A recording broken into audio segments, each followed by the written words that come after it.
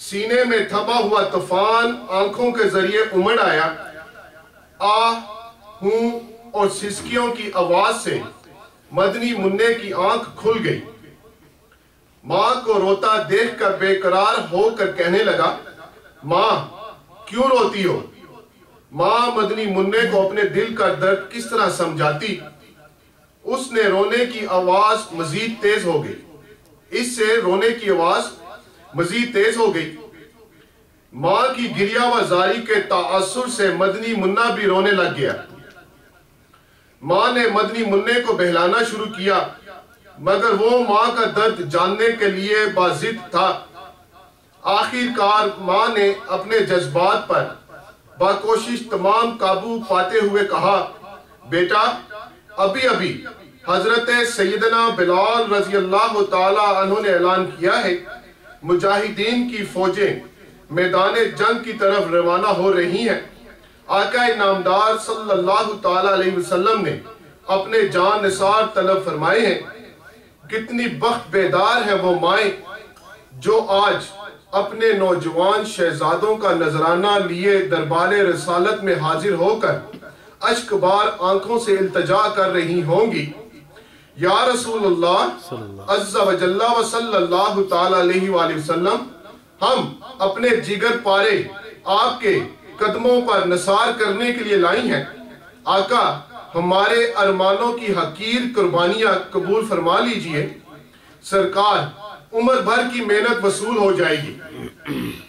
اتنا کہہ کر ماں ایک بار پھر رونے لگی اور بہرائی ہوئی آواز میں کہا، کاش میری گود میں بھی کوئی جوان بیٹا ہوتا اور میں بھی اپنا نذرانہ شوق لے کر آقا کی بارگاہ میں حاضر ہو جاتی۔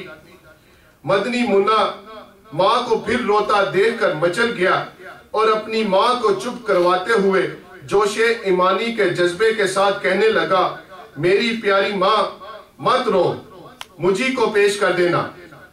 ماں بولی، بیٹا تم ابھی کم سن ہو، میدان کارزار میں دشمنان خونخوار سے پالا پڑتا ہے، تم تلوار کی کاٹ برداشت نہیں کر سکو گے۔ مدنی منع کی ضد کے سامنے بالآخر ماں کو ہتھیار ڈالنے ہی پڑے۔ نماز فجر کے بعد مسجد نبوی شریف کے باہر میدان میں مجاہدین کا ہجوم ہو گیا۔ ان سے فارغ ہو کر سرکار مدینہ صلی اللہ تعالی علیہ وآلہ وسلم واپس تشریف لا ہی رہے تھے کہ ایک پردہ پوش خاتون پر نظر پڑی جو اپنے 6 سالہ مدنی منع کو لیے ایک طرف کھڑی تھی۔ شاہ شیریں مقال، صاحب جود و نوال، شہنشاہ خوش خصال، محبوب رب ذوالجلال، آقا بلال عز و جل و صلی اللہ تعالی علیہ وآلہ وسلم و رضی اللہ تعالی عنہ نے حضرت سیدنا بلال رضی اللہ تعالی عنہ کو آمد کا سبب دریافت کرنے کے لیے بھیجا۔ سیدنا بلال رضی اللہ تعالی عنہ نے قریب جا کر نگاہیں جھکائے آنے کی وجہ دریافت کی۔ خاتون نے بھرائی ہوئی آواز میں جواب دیا، آج رات کے پچھلے پہر آپ اعلان کرتے ہوئے میرے غریب خانے کے قریب سے گزرے تھے۔ اعلان سن کر میرا دل تڑپ اٹھا۔ میرے گھر میں کوئی نوجوان نہیں تھا جس کا نذرانہ شوق لے کر حاضر ہوتی، فقط میری گود میں یہی ایک 6 سالہ یتیم بچہ ہے جس کے والد گزشتہ سال غزوہ بدر میں جام شہادت نوش کر چکے ہیں۔ میری زندگی بھر کی پونجی یہی ایک بچہ ہے جسے سرکار اعلیٰ وقار صلی اللہ تعالی علیہ وآلہ وسلم کے قدموں پر نثار کرنے کے لیے لائی ہوں۔ حضرت سیدنا بلال رضی اللہ تعالی عنہ پیارے پیار سے مدنی منع کو گود میں اٹھا لیا اور بارگاہ رسالت میں پیش کرتے ہوئے سارا ماجرا عرض کیا۔ سرکار صلی اللہ تعالی علیہ وآلہ وسلم نے مدنی منع پر بہت شفقت فرمائی، مگر کم سنی کے سبب میدان جہاد میں جانے کی اجازت نہ دی۔ اللہ رب العزت عز و جل کی ان پر رحمت ہو اور ان کے صدقے ہماری مغفرت ہو، آمین بجاہ النبی الامین صلی اللہ تعالی علیہ وآلہ وسلم۔ صلو علی الحبیب صلی اللہ تعالی علی محمد وعلی آلہ وسلم۔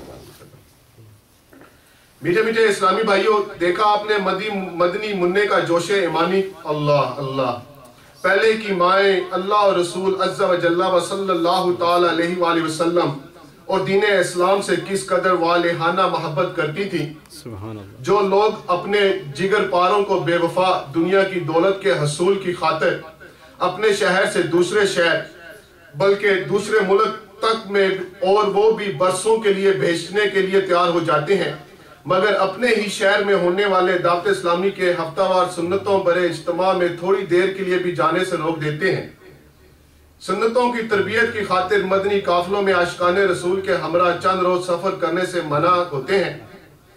ان کو اس ایمان افروز حقائق سے درس عبرت حاصل کرنا چاہیے۔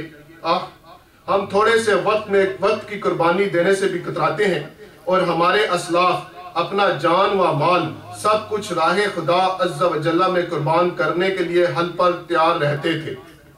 صلو علی الحبیب صلی اللہ علیہ وسلم۔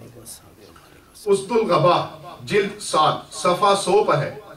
جنگ قادسیہ جو امیر المومنین حضرت سیدنا عمر فاروق اعظم رضی اللہ تعالیٰ عنہ کے دور خلافت میں لڑی گئی تھی، میں حضرت سیدنا خنسہ رضی اللہ تعالیٰ عنہ چاروں شہزادوں سمیت شریک ہوئی تھیں۔ آپ رضی اللہ تعالیٰ عنہ نے جنگ سے ایک روز قبل اپنے چاروں شہزادوں کو اس طرح نصیحت کی: میرے پیارے بیٹو، تم اپنی خوشی سے مسلمان ہوئے اور اپنی ہی خوشی سے تم نے ہجرت کی، اس ذات کی قسم جس کے سوا کوئی معبود نہیں، تم ایک ہی ماں باپ کی اولاد ہو، میں نے تمہارے نسب کو خراب نہیں کیا۔ تمہیں معلوم ہے اللہ غفار عز و جل نے کفار سے مقابلہ کرنے میں مجاہدین کے لیے عظیم الشان ثواب رکھا ہے۔ یاد رکھو، آخرت کی باقی رہنے والی زندگی دنیا کی فنا ہونے والی زندگی سے بدرجہ بہتر ہے۔ سنو قرآن پاک میں پارہ 4 سورہ ال عمران کی آیت نمبر 200 میں ارشاد ہوتا ہے، ترجمہ کنز الایمان: اے ایمان والو، صبر کرو اور صبر میں دشمنوں سے آگے رہو، اور سرحد پر اسلامی ملک کی نگہبانی کرو، اور اللہ سے ڈرتے رہو اس امید پر کہ کامیاب ہو۔ صبح کو بڑی ہوشیاری کے ساتھ جنگ میں شرکت کرو اور دشمنوں کے مقابلے میں اللہ عز و جل سے مدد طلب کرتے ہوئے آگے بڑھو، اور جب تم دیکھو کہ لڑائی زور پر آ گئی اور اس کے شعلے بھڑکنے لگے ہیں تو اس شعلے زن آگ میں کود جانا، کافروں کے سردار کا مقابلہ کرنا، انشاءاللہ عز و جل عزت و اکرام کے ساتھ جنت میں رہو گے۔ جنگ میں حضرت سیدنا خنسہ رضی اللہ تعالی عنہ کے چاروں شہزادوں نے بڑھ چڑھ کر کفار کا مقابلہ کیا اور یکے بعد دیگرے جام شہادت نوش کر گئے۔ جب ان کی والدہ محترمہ رضی اللہ تعالی عنہ کو ان کی شہادت کی خبر پہنچی تو انہوں نے بجائے واویلا مچانے کے کہا: اس پیارے اللہ عز و جل کا شکر ہے جس نے مجھے 4 شہید بیٹوں کی ماں بننے کا شرف عطا فرمایا۔ مجھے اللہ رب العزت کی رحمت سے امید ہے کہ میں بھی ان چاروں شہیدوں کے ساتھ جنت میں رہوں گی۔ سبحان اللہ۔ غلامان محمد جان دینے سے نہیں ڈرتے، غلامان محمد جان دینے سے نہیں ڈرتے، یہ سر رہ جائے یا کٹ جائے وہ پرواہ نہیں کرتے۔ اللہ رب العزت عز و جل کی ان پر رحمت ہو اور ان کے صدقے ہماری مغفرت ہو۔